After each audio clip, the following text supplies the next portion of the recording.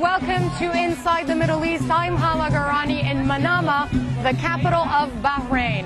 Well, it's a relatively cool and windy spring night in this Gulf country. Temperatures can certainly get a lot hotter than this. We're in the Bahrain Museum, an annex that is a cultural fair where families are enjoying an evening night out. There's cotton candy and things for sale in various stalls here and there. Now, if Bahrain is known for one thing around the world, it's that it is a very rich country. In fact, per capita GDP is one of the highest in the world, thanks in large part to the oil boom. But some people in Bahrain complain that there is a large portion of the population here that has not benefited from economic growth. A large portion of the population, they say, is hidden and not talked about. And that is the topic of our first story on Inside the Middle East. Take a look. The story for this edition of Inside the Middle East was supposed to be about poverty in the Persian Gulf. In a city like Manama in Bahrain, visitors usually see this: skyscrapers piercing the blue sky, expensive cars, once a year, the exclusive Formula One race on Bahrain's brand new racetrack.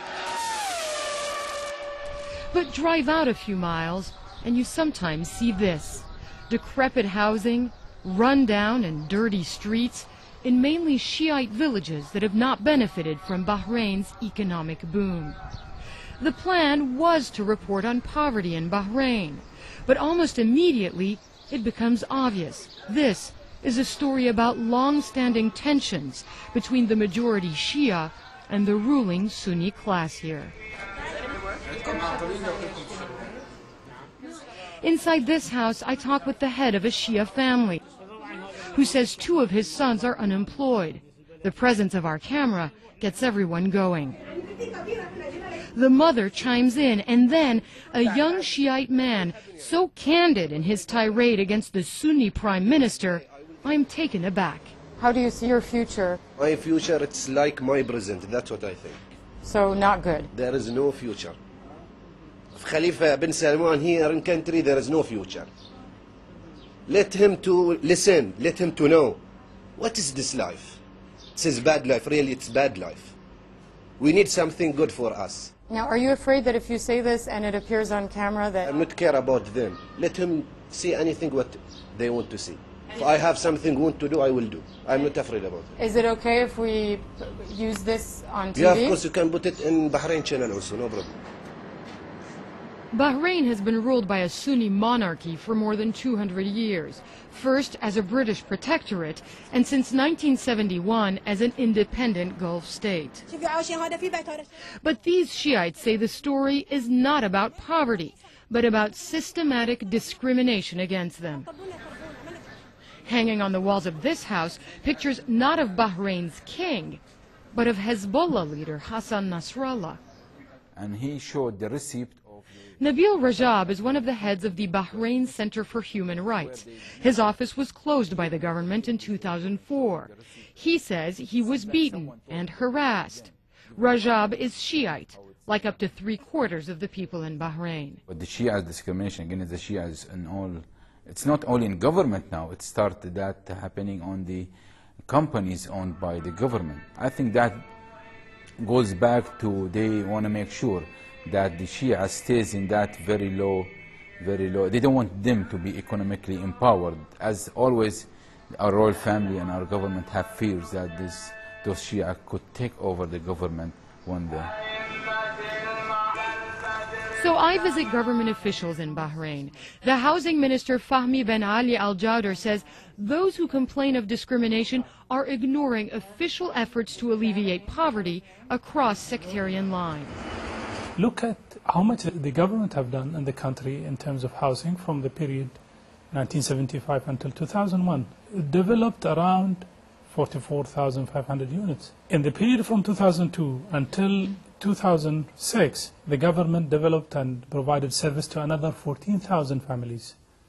So this is almost everyone in Bahrain. So if you come and say, well, the government didn't do much, I think it is unfair. Bin Ali Al Jawder says that tens of thousands of housing units are being built for the poor right now. and that the government must encourage people to work rather than rely on financial assistance.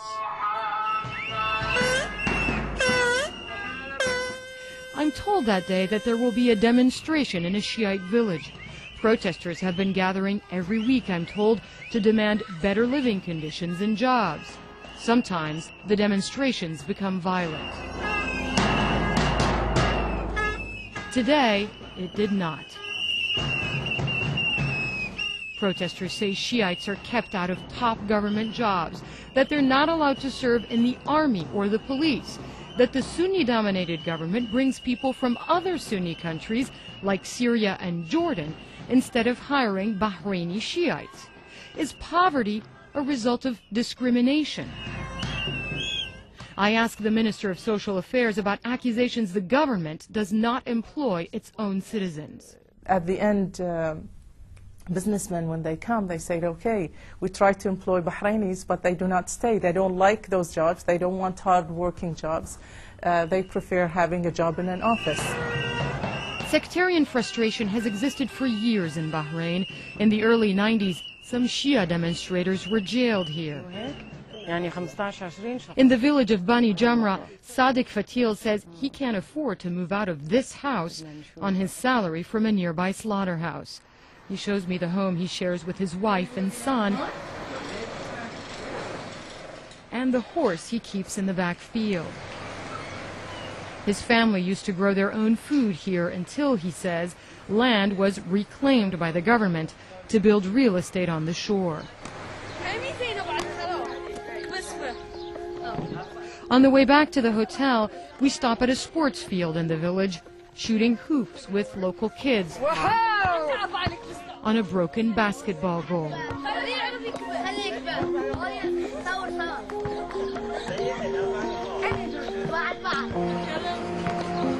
My story over, I drive back to the glossy Bahrain most visitors usually see. Coming up next on Inside the Middle East, she is unique in the Arab world. And she has a talk show where she discusses surprisingly intimate issues. Stay with us.